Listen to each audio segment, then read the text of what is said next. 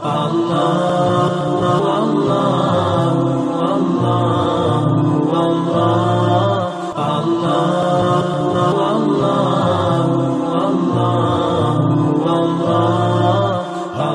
kisah yang lain Bapak Ibu sekalian, seorang budak dinukil juga, dia sangat soleh. Karena solehnya waktu lagi diperjualkan, belikan di pasar, maka ada seseorang orang soleh juga kaya beli dia. Lihat ini orang kelihatannya soleh, ucapan-ucapannya selalu mengucapkan nama Allah. Diajak ke rumahnya orang soleh ini, orang kaya, lalu dikatakan pilihlah tempat yang kau mau. Ada banyak budak-budaknya yang bekerja, pilih yang kamu mau. Dia tunjuk tempat yang paling pojok dan sudah agak rusak. Dia bilang ini saja. Kata tuannya, kenapa kau pilih tempat ini? Dia bilang karena tempat ini akan menjadi indah kalau digunakan berhubungan dengan sang raja Allah subhanahu wa ta'ala. Kata tuannya, baiklah terserah. Diperbaiki sama dia, kemudian dia mulai ibadah. Tuannya satu malam merasa gelisah, dia tidak bisa bergerak, ya, tidur maksudnya. Maka dia bilang, saya keluar, saya kontrol rumah, saya lewat di rumahnya atau di ruangannya budak gitu. Saya lihat atap rumahnya seperti terbuka dan ada cahaya yang masuk ke dalam. Malam hari, zaman dulu tidak ada penerangan lampu kayak gitu. Maka dia bilang, saya intip di celah-celah dinding ruangan tersebut, saya temukan orang itu sedang sujud kepada Allah dan cahaya sedang turun di atas kepalanya. Maka saya dengarkan doanya dari malam sampai pagi, dan selalu dia ucapkan setiap dia minta hajat, lalu dia mengatakan, ya Allah, penutupan doanya, sesungguhnya kalau bukan karena haknya Tuanku sekarang ini yang aku harus berikan, maka aku akan habiskan seluruh umurku ibadah kepadamu. Maka ini orang sampai menjelang subuh baru dia tinggalkan. Setelah didengarkan doa-doa yang indah dari budak ini, kemudian dia pulang ke rumah, ke kamar tidurnya. Istrinya tanya, kemana saja? Dia bilang ceritanya seperti ini. Istrinya awalnya tidak percaya. Dia bilang, baik, besok malam kita sama-sama ke sana. Besok malam diajak istrinya, dilihat terjadi hal yang sama. Cahaya yang terang, orangnya lagi sujud, dia ucapkan kalimat-kalimat doa yang mulia sama. Akhirnya mereka sepakat suami istri, kita bebasin aja budak ini.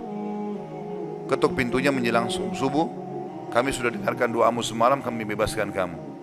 Maka dia tiba-tiba mengangkat kepalanya ke langit, mengatakan, ya Allah, kalau seandainya setelah ibadahku yang aku kerjakan kepadamu ini mengganggu hubunganku denganmu, matikanlah aku. Tiba-tiba meninggal orang itu.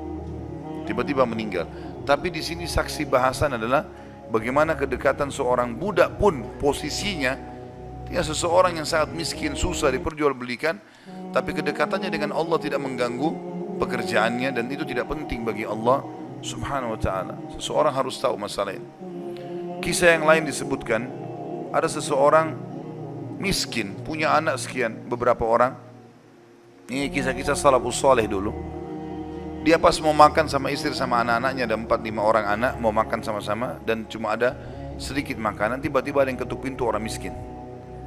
Dia bilang begitu mau dihidangkan makan, mau makan, ada yang ketuk pintu. Saya suruh istri saya buka, dibuka pintu, ternyata ada orang miskin yang minta. Mereka miskin, ada orang miskin lagi minta. Kami sudah sekian hari nggak makan, berikanlah makanan. Istrinya tanya dia, kasih makanan. Dikasih makanan semuanya, karena kalau dibagi dua juga nggak cukup. Orang itu juga punya anak banyak. Dia sama istrinya orang mukmin. Berjalan waktu beberapa saat setelah, kalau kita mungkin berapa jam, kelaparan semuanya. Anak-anak lapar, dia lapar, istrinya lapar. Tengah malam nih.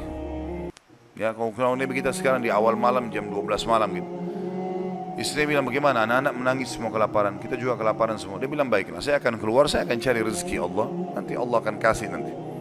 Dia bilang, orang ini cerita, dia bilang, saya keluar dari rumah, saya pergi ke masjid dekat rumah. Kemudian saya sholat malam, sambil berdoa kepada Allah, dan kalimatnya saking manjanya sama Allah mengatakan, ya Allah, sesungguhnya engkau tahu kalau saya dan istri saya dan anak-anak saya kelaparan malam ini. Jadi bahasanya semua dirincikan, minta kepada Allah pada hal-hal yang kecil pun, minta makanan kepada Allah. Saya malam ini lapar, ya Allah, berikanlah makanan, gitu kan. Dikatakan dalam kisah ini, ada seorang amir bisa kita katakan raja atau gubernur wilayah itu, sudah seminggu gelisah mau bertobat kepada Allah. Sudah seminggu gelisah mau bertobat kepada Allah. Maka dia pun gelisah. Amir ini malam itu dia nggak bisa tidur. Dia keluar, dia ambil makanan terbaiknya, harta terbaiknya dari emas berkantong-kantong, dibawa sama dia. Dia bilang, ya Allah, sebagai bentuk taubatku kepadamu, maka aku akan membagikan ini kepada orang yang membutuhkannya malam ini. Dan aku tidak akan memegang tali kekangan kuda ini, aku akan biarkan dia menuju ke arah yang manapun kau pandu. Maka kudanya pun jalan hanya masuk ke dalam masjid yang ada orang susah tadi. Ini kisah nyata.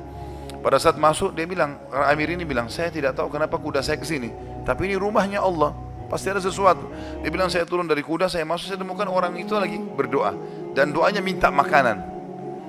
Maka saya pun berkata kepada orang tersebut setelah dia salam, saya sudah dengarkan doamu, dan saya salah satu hamba Allah, dia bilang, dan saya pemimpin Amir ya, wilayah ini, saya niat taubat dan saya ingin memberikan ini, maka saya berikan kepadamu. Ambillah harta ini, uang ini cukup untuk dia menjadi orang kaya karena banyak sekali, dan makanan juga sudah cukup. Dan dia bilang, Amir ini bilang, pemimpin ini bilang, kalau seandainya kau butuh apa-apa datang ke istana saya saja. Jawaban orang itu di depan raja tadi, pemimpin wilayah ini, dia bilang, kalaupun saya butuh, saya tidak akan datang kepada anda, tapi saya akan datang kepada Tuhan anda dan Tuhan saya Allah yang telah membuat anda datang malam ini membawakan makanan. Coba kita bayangkan kalau kita di posisi orang ini, teman-teman sekalian. Kalau misalnya kita lagi punya hajat, kemudian ada satu orang yang kaya datang kepada kita, kemudian dia menawarkan kepada kita solusi. Misalnya kita terlilit utang, atau misalnya kita mau bayar rumah sakit atau apa saja, lalu datang orang mengatakan, baiklah saya akan bayarkan. Mungkin pikiran kita pendek sampai di situ. Kita akan mengatakan baiklah. Apalagi dia bilang pokoknya butuh apa saja datang ke saya. Ini nomor telepon saya. Saya yakin kita akan lupakan Allah itu. Kita akan ke orang itu. Ambil pelajaran dari orang soleh ini. Di depan orang itu dia mengatakan, saya tidak akan datang kepada anda, tapi saya akan datang kepada Allah, Tuhan anda dan Tuhan saya yang telah membuat anda datang membawa makanan malam ini. Jadi justru kalau sudah dapat solusi, jangan malah jauh dari Allah ini. Malah harusnya jadi lebih dekat kepada Allah SWT. Allah mudahkan seorang dokter, resepnya bisa membuat kita sembuh, bukan karena resep dan dokter itu, tapi karena Allah SWT yang ingin itu, gitu kan? Harusnya kita jadikan sebagai momen untuk lebih dekat lagi kepada Allah. Dan kita mengatakan, ya Allah, sebagaimana engkau mudahkan dokter ini menjadi penyebab aku sembuh, maka mudahkanlah setiap kali aku mengalami sakit misalnya, maka kesembuhan datang dari sisimu, bukan lagi dari dokter atau dari obat itu.